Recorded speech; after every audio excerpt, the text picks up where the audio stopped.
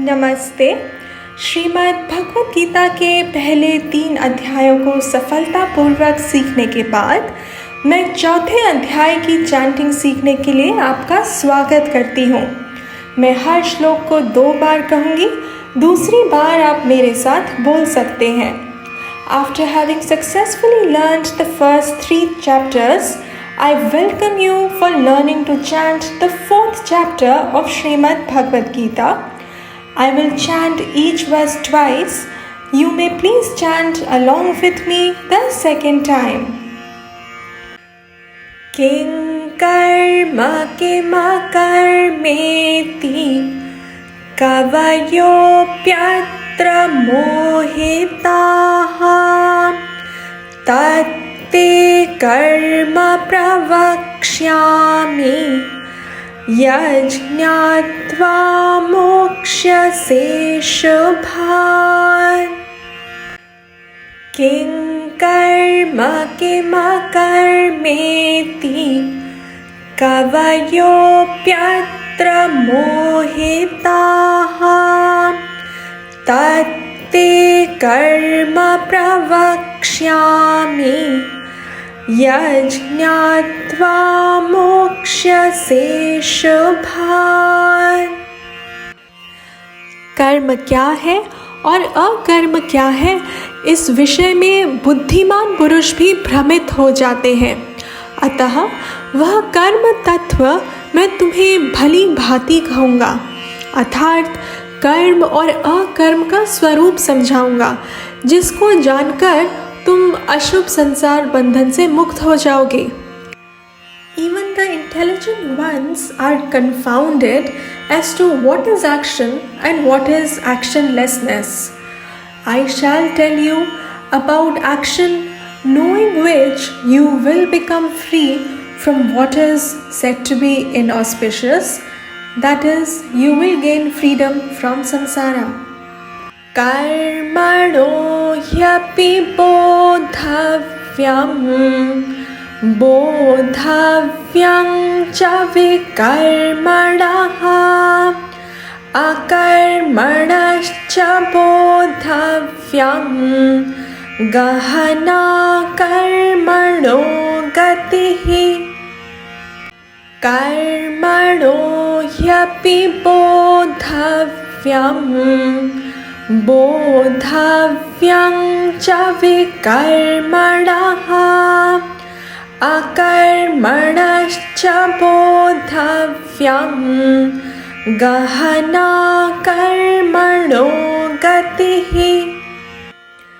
कर्म का तत्व भी जानना चाहिए और अकर्म का तत्व भी जानना चाहिए तथा विकर्म का तत्व भी जानना चाहिए, क्योंकि कर्म की गति गहन है। For there is something to be known about action and something to be known about prohibited action, and there is also something that is to be known about inaction. The true nature of action is indeed difficult to understand. कर्मण्यकर्म यः पश्येत् अकर्मणि च कर्म यः स बुद्धिमान् मनुष्येषु स युक्तः कृत्स्नकर्म कृत्। कर्मण्यकर्म यः पश्येत् अकर्मणि च कर्म यः स बुद्धिमान् मनुष्येषु स युक्तः कृत्स्नकर्म कृत्। जो मनुष्य कर्म में अकर्म और अकर्म में कर्म देखता है, वह मनुष्यों में बुद्धिमान है, योगी है और संपूर्ण कर्मों को करने वाला है। He who finds inaction in action and action in inaction, he is the wise one among men. He is engaged in yoga and he has done all that is to be done. अर्थात कर्म में अकर्म मतलब आत्मा अनात्म के भेद को अच्छे से जानने वाला ज्ञानी पारमार्थिक आत्मदृष्टि से यह देखता है कि आत्मा कर्म नहीं करती, अर्थात अपने स्वरूप को आत्मा जानते हुए वह जानता है कि वह कर्म नहीं करता। वह दूसरी तरफ अकर्म में कर्म देखने का मतलब वो यह भी स्पष्ट रूप से समझता है कि प्रकृति के स्तर पर यानी अनात्म दृष्टि से अकर्म में कर्म की संभावना सदैव है, इसलिए वो अकर्म में कर्म देखता है। अर्थात आत्मा और अनात्मा के इस भेद को अच्छे से जानने वाले ज्ञानी मनुष्य को ही यहाँ बुद्धिमान कहा गया है। So here, inaction in the action means the wise one who knows the distinction between Atma and Anatma well sees and knows that Atma doesn't do anything, and knowing himself as such, he knows he doesn't do anything. This is said from the highest Paramarthik or Atmadrishti.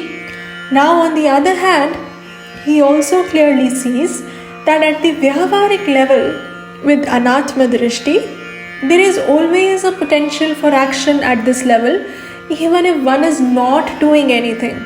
Thus he sees action here even amidst inactivity. Thus, the one who clearly sees this distinction between Atma and Anatma and also not mixing up the Paramarthik Drishti with the Vyavaharik Drishti alone is said to be the wisest one here in the verse. यस्य सर्वे समारम्भाः कामसङ्कल्पवर्जिताः ज्ञानाग्निदग्धकर्माणं तमाहुः पण्डितं बुधाः। यस्य सर्वे समारम्भाः कामसङ्कल्पवर्जिताः ज्ञानाग्निदग्धकर्माणं तमाहुः पण्डितं बुधाः।